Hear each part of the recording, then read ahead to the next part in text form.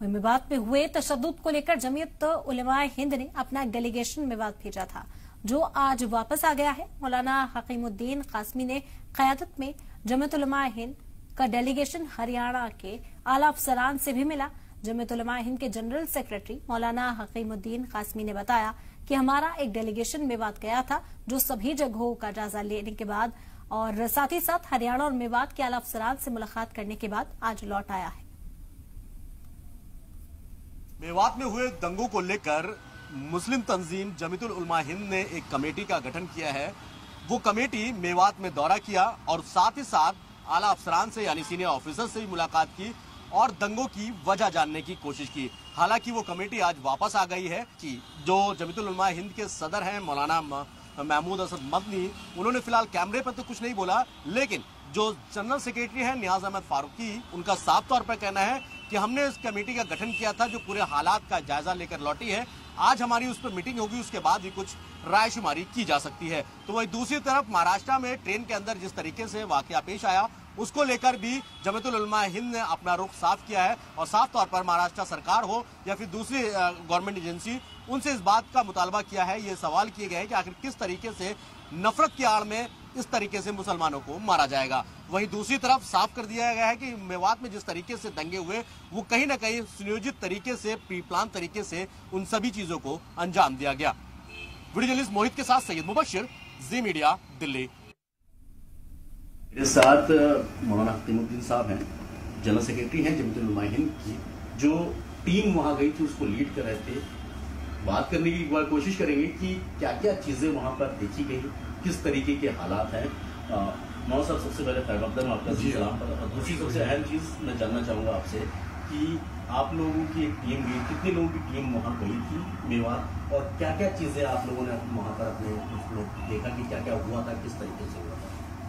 मौलाना महमूद मदनी साहब के यहाँ पर यहाँ से 3 लोग गए थे 4, लेकिन हमारे पूरे हरियाणा मेवात की टीम है जमीयतुल उलमा की, मौलाना करीमी साहब, मुफ्ती सलीम साकस वगैरह, मुफ्ती सलीम गुड़गांव, ये सब लोग साथ थे। और सबसे पहला काम हमने ये किया है कि यहाँ जाने के फौरन बाद CB ऑफिस गए, वहाँ मुलाकात, बातचीत, CB मैडम से मुलाकात नहीं लेकिन अधिकारियों से हुई।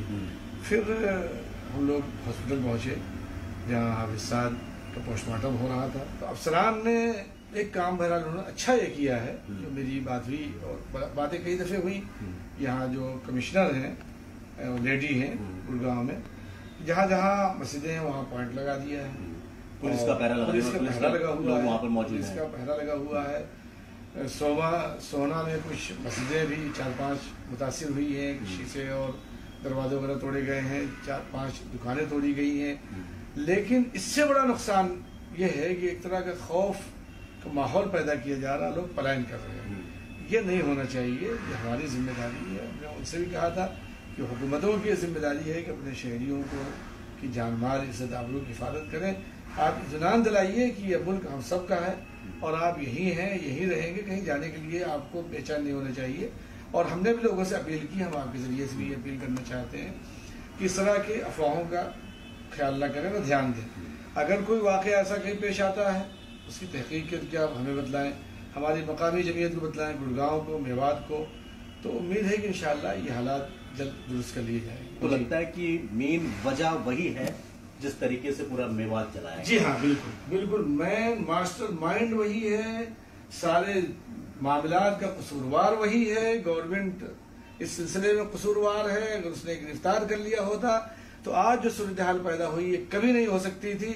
आज भी उसको गिरफ्तार कर लें तो जो कुछ आइंदा के मंसूबे वो सब खत्म हो जाएंगे। वहाँ के सभी मजहब के लोग, चाहे वो हिंदू हों, चाहे मुसलमान हों या दूसरे मज़ाहिब के लोग हों, उन लोगों ने सरकार को एक बार पहले ही ये बात से आगाह कर दिया था कि मोनू मानेसर का इस तरीके का वीडियो वायरल हो रहा है, उसको मेवात में एंट्री नहीं देनी चाहिए, वरना यहाँ पर इस तरीके से दंगा हो सकता है।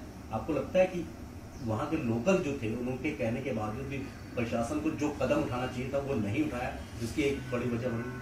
पहले जो मीटिंग हुई थी तो पुलिस ने यकीन दहानी कराई थी कि ये जुलूस निकाला ही नहीं जाएगा, इसको इजाजत ही नहीं होगी। अच्छा जी, उनके आने जाने की तो मसला बाद में पैदा हुआ है, लेकिन जिस तरह के हालात थे तो पुलिस ने पहले ही फैसला कर लिया था।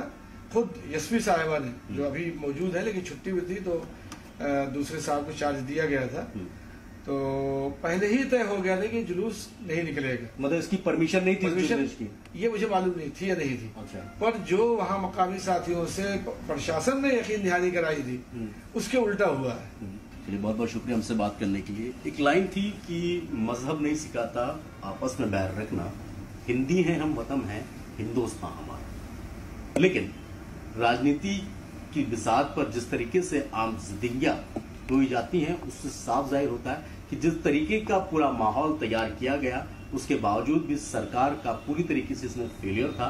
कि अगर समय रहते इस पर संज्ञान ले लिया जाता तो शायद आज इतने लोग बेघर ना होते या इस तरीके के हालात मेवात में पैदा ना होते। वीडियो जर्नलिस्ट मोहित कुमार के साथ सैयद मुबशिर, जी मीडिया।